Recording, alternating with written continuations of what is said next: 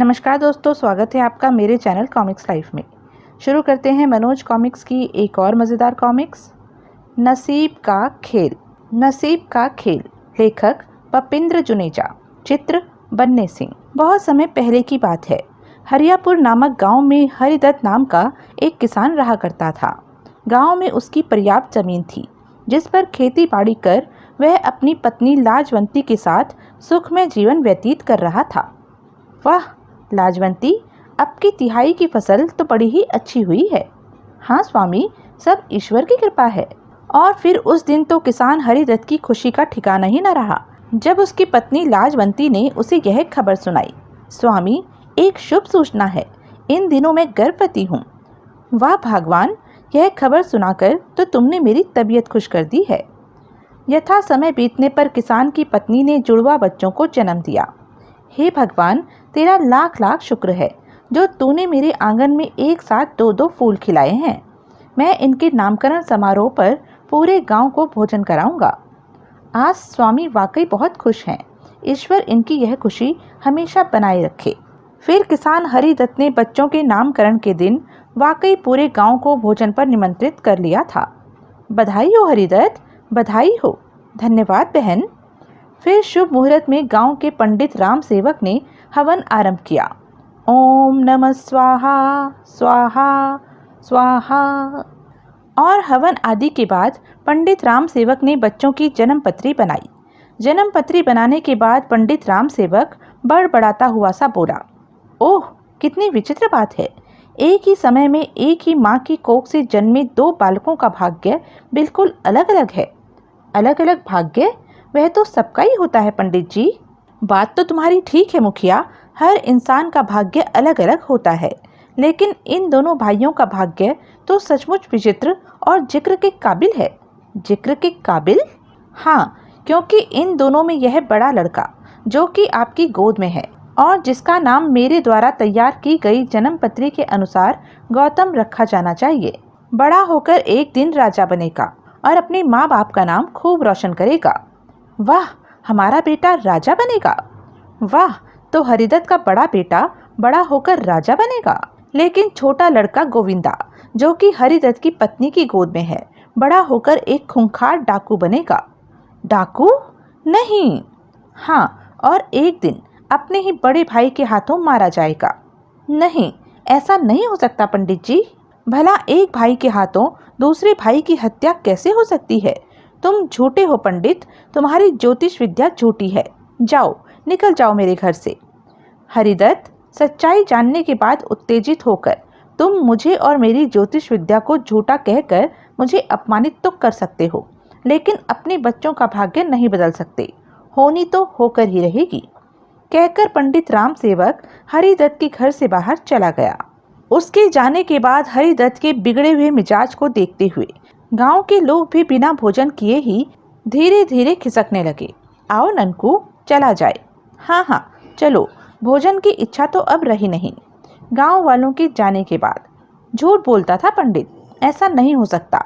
मैं एक भाई के हाथों दूसरे भाई का खून नहीं होने दूंगा।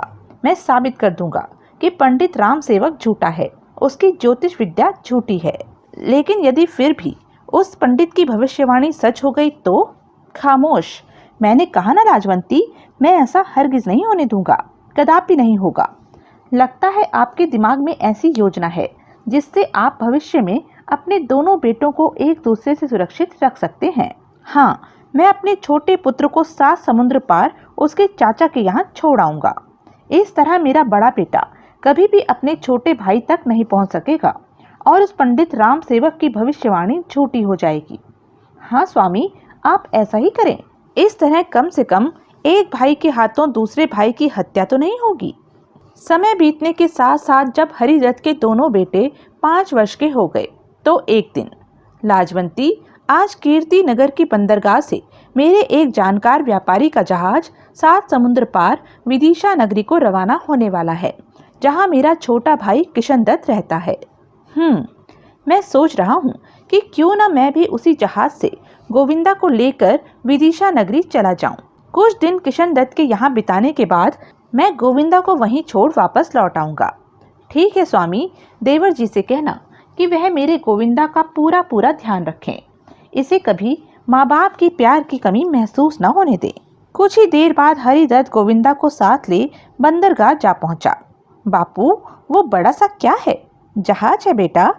और शाम को वह जहाज उन्हें लेकर विदिशा नगरी के लिए रवाना हो गया।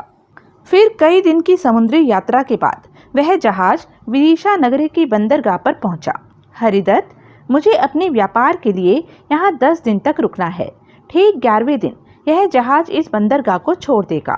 वापस कीर्ति नगर चलना हो तो 10वें दिन यहाँ आ जाना। ठीक है सेठ जी, मैं ठीक 10वें दिन यहाँ आ जाऊंगा। फिर विदिशा नगरी से एक दिन की पैदल यात्रा के बाद जब हरिदत्त तारापुर नामक गांव में अपने भाई किशन दत्त के यहाँ पहुंचा तो वह प्रसन्न हुआ। अरे हरिदत्त भैया, आप? जीते रहो भाई। तभी किशन दत्त की पत्नी माला वहां आई। प्रणाम जेठ जी, सदा सुहागन रहो बहू। फिर भोजन के दौरान, अब बताइए भैया, अचानक यहाँ कैसे आना हुआ? भाभी तो कुशल से है ना? बाकी सब तो कुशल है किशन, लेकिन मैं तुम्हारे लिए एक जिम्मेदारी भरा कार्य लेकर यहाँ आया हूँ। आप आज्ञा करें भैया। तब हरिदत्त ने उसे न केवल जिम्मेदारी के विषय में बताया बल्कि साथ ही पूरी बात भी बता दी। उसकी पूरी बात सुनने के बाद, जेठ जी, आप बेशक मजबूर होकर गोविंदा को छोड़ने आए हैं, लेकिन मैं खुश हूँ कि इसी बहाने भगवान ने गोविंदा के रूप में मुझे एक बेटा दे दिया है। वाकई भैया, मेरे लिए भी यह खुशी की बात है, वरना जब से गांव के वैद्य ने यह बताया है कि माला बांझ है, मैं यह सोच बैठा था कि शायद हमारे नसीब में औलाद का प्यार है ही नहीं। हाँ जेठ जी, हम गोविंदा को अपनी औलाद की तरह ही पालेंगे। धन्यवाद बहू। अब मुझे और लाजवंती को यहाँ से 7 समुद्र पार रहते हुए भी गोविंदा की कोई चिंता नहीं रहेगी। लेकिन किशन, तुम दोनों को इस बात का विशेष ख्याल रखना है कि गोविंदा को कभी यह पता न लगे कि उसका कोई निकट संबंधी तक कीर्ति नगर में रहता था या रहता है। हम इसे कभी भी कुछ नहीं बताएंगे। इस तरह हरिदत्त अपने छोटे बेटे गोविंदा को अपने भाई किशन दत्त के यहाँ छोड़ 11वें दिन उसी समुद्री जहाज से वापस कीर्ति नगर की ओर रवाना हो गया। अब मैं पूरी तरह संतुष्ट हूँ और पूरे विश्वास के साथ कह सकता हूँ कि पंडित राम सेवक द्वारा मेरे बच्चों के बारे में की गई भविष्यवाणी कभी सच नहीं होगी। फिर अपने गांव वापस लौटकर हरिदत्त अपने बेटे गौतम और पत्नी के साथ निश्चिंत रहने लगा। वाह बेटे, तूने तो कमाल ही कर दिया। दौड़ में अपने बापू को हरा दिया। आखिर मैं बेटा किसका हूँ? बेटा तो तुम मेरा ही है। नहीं, यह मेरा बेटा है। माँ बापू, तुम दोनों लड़ते क्यों हो? बेटा तो आखिर मैं तुम दोनों का ही हूँ। वाह, क्या जी खुश करने वाली बात कही है बेटे। फिर जब गौतम 8 वर्ष का हुआ तो हरिदत्त उसे लेकर आचार्य सुधाकर राव के आश्रम में पहुंचा। प्रणाम आचार्य जी। प्रणाम आचार्य जी, मैं अपने बेटे गौतम को शिक्षा दीक्षा हेतु आपके पास लाया हूँ। हरिदत्त गौतम को आश्रम में छोड़ जल्दी ही वापस लौट गया। तब आचार्य सुधाकर राव उसे विद्या अध्ययन कराने के साथ साथ शस्त्र विद्या और घुड़सवारी का भी अभ्यास कराने लगे। वाह गौतम, वाकई तुम मेरे होनहार शिष्य हो। इस तरह हरिदत्त का बड़ा पुत्र गौतम आचार्य सुधाकर से तरह तरह की शिक्षाएं प्राप्त कर रहा था। और उधर 7 समुद्र पार विदिशा नगरी के आतंक डाकू शेरा ने इन्हीं दिनों तारापुर गांव में पहुंचकर लूट मार मचानी शुरू कर दी थी। आहा, सबको मार डालो और सारी दौलत लूट लो। नहीं दुष्ट, हमें मत मार। यह ले तिजोरी की चाबी और सारी दौलत ले ले। आई हा। दौलत शेरा की कमजोरी है और खून करना उसका शौक है। हा। आह पिताजी। फिर डाकू दल किसान किशन दत्त के यहाँ भी पहुंचा। हा, लूट लो सारी दौलत। आई उफ। तभी वाह, मजा आ गया डाकू जी, हम भी यह खेल खेलेंगे। क्या? अगले ही पल, तो तू भी यह खेल खेलेगा बच्चे? हाँ डाकू जी। तो फिर आ मेरे साथ, हम तुम्हें यह खेल खेलने का पूरा मौका देंगे। इस तरह किशन दत्त और माला का खून करके उनकी दौलत लूटने के बाद डाकू शेरा गोविंदा को अपने साथ ले अपने अड्डे की ओर चल पड़ा। वाह, घोड़े पर बैठने में तो मजा आ गया। इस तरह 8 वर्ष बाद यानी अपनी जवानी की दहलीज में पहला कदम रखने के साथ ही गोविंदा विदिशा नगरी के लिए डाकू शेरा से भी बड़ा आतंक बन चुका था। हा हा हा, मार डालो इन सारे व्यापारियों को, इनके मरने के बाद इनकी दौलत तो हमारी है ही। हा हा हा, शाबाश मेरे बब्बर शेर। हा हा हा, आई उफ। इधर गौतम अपनी शिक्षा पूरी करके अपने घर लौट आया था। एक दिन, अरे गौतम, यह सुबह सुबह कहाँ चला बेटे? माँ, आखेट के लिए जा रहा हूँ। फिर देखते ही देखते गौतम घोड़ा दौड़ाता हुआ उनकी नजरों से ओझल हो गया। उफ, यह लड़का तो एक पल भी चैन से नहीं बैठता है। कुछ भी हो लाजवंती, अपना गौतम जब घोड़े पर सवार होता है तो राजकुमारों की तरह लगता है।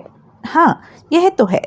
और उधर गौतम जंगल में पहुंचकर जब शिकार की तलाश में भटक रहा था तो एकाएक तलवारें टकराने की आवाज सुनकर चौंक पड़ा।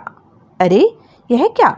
ऐसा लगता है कि पास ही कहीं तलवारबाजी हो रही है, जरा मैं भी तो देखूं। फिर जैसे ही वह कुछ आगे बढ़ा, उसने एक विचित्र दृश्य देखा। उफ, ओह, महाराज तो इन नकाबपोशों में बुरी तरह घिरे हैं। हा हा हा, राजा कुलप्रीत सिंह, अब तू मरने के लिए तैयार हो जा। लेकिन तभी, नहीं दुष्ट, मेरे जीते जी ऐसा कभी नहीं हो सकता। कौन है यह युवक जो मेरी मदद करना चाहता है? कौन हो तुम? दोस्तों का दोस्त और दुश्मनों का दुश्मन गौतम नाम है मेरा। गौतम, अगर जान प्यारी है तो भाग जा यहाँ से, वरना मैं भी तुम सबको जान बचाकर भागने का एक मौका देता हूँ। मेरे 5 गिनने तक यदि तुम लोग यहाँ से नहीं भागे तो अपनी मौत के जिम्मेदार तुम लोग खुद होंगे। 1, 2, 3, साथियों, खत्म कर दो इसको। 4, 5। फिर 5 तक की गिनती खत्म होने के बाद गौतम उन नकाबपोशों पर बिजली बनकर टूट पड़ा। दुष्टों, अब तुम में से एक भी जीवित नहीं बचने पाएगा। आई आह। तब तक राजा ने भी एक मृत नकाबपोश की तलवार उठा ली थी और अपने दुश्मनों से भिड़ गया था। पता नहीं यह नकाबपोश कौन है और मुझे क्यों मारना चाहते हैं। फिर देखते ही देखते गौतम और राजा कुलप्रीत सिंह ने एक एक करके सभी नकाबपोशों को मार गिराया। उफ, आई। तब, धन्यवाद गौतम, अगर तुम समय पर ना आते तो मैं आज शायद जीवित ना बचता। वो तो ठीक है महाराज, लेकिन ये नकाबपोश थे कौन और ये आपकी जान क्यों लेना चाहते थे? यह तो मैं भी नहीं जानता कि ये कौन थे और मेरी जान क्यों लेना चाहते थे। खैर, इनके चेहरे देखूं, शायद कुछ अंदाजा हो सके कि यह कौन है और क्यों मेरी जान के दुश्मन बने हुए थे। फिर जैसे ही राजा ने एक नकाबपोश की नकाब नोची, हैं? उस नकाबपोश का चेहरा देखते ही वह एक पल को जड़ सा होकर रह गया और अगले ही पल, अरे, महाराज तो बेहोश होकर गिर पड़े हैं। फिर गौतम बेहोश राजा को अपने घोड़े पर लाद कर झरने के पास लाया और उसके चेहरे पर पानी के छींटे मारने लगा। पता नहीं महाराज एकाएक अपनी चेतना क्यों खो बैठे हैं। थोड़ी देर बाद ही राजा ने अपनी आंखें खोल दी, लेकिन उसके मुंह से बोल नहीं फूट रहे थे।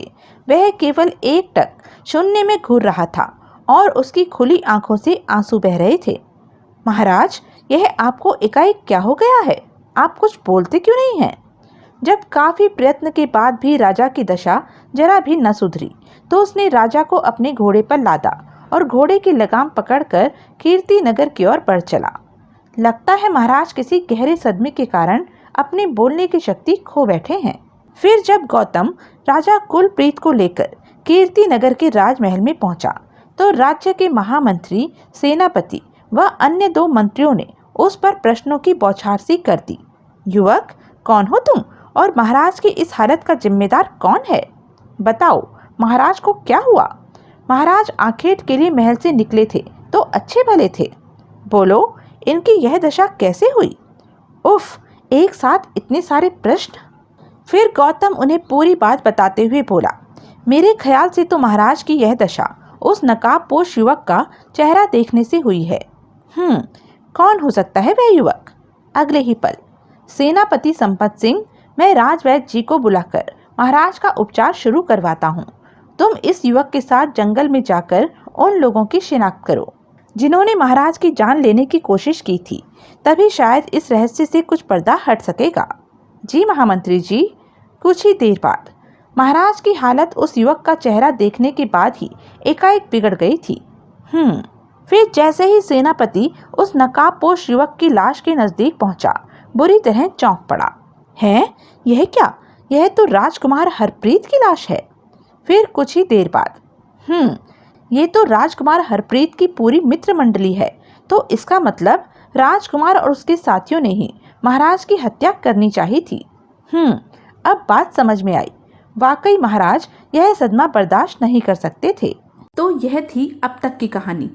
आगे की कहानी जानने के लिए बने रहें मेरे साथ। और हाँ, मेरे चैनल को लाइक, शेयर और सब्सक्राइब करना ना भूलें। और कमेंट करके ज़रूर बताएं कि यह वीडियो आपको कैसा लगा। धन्यवाद।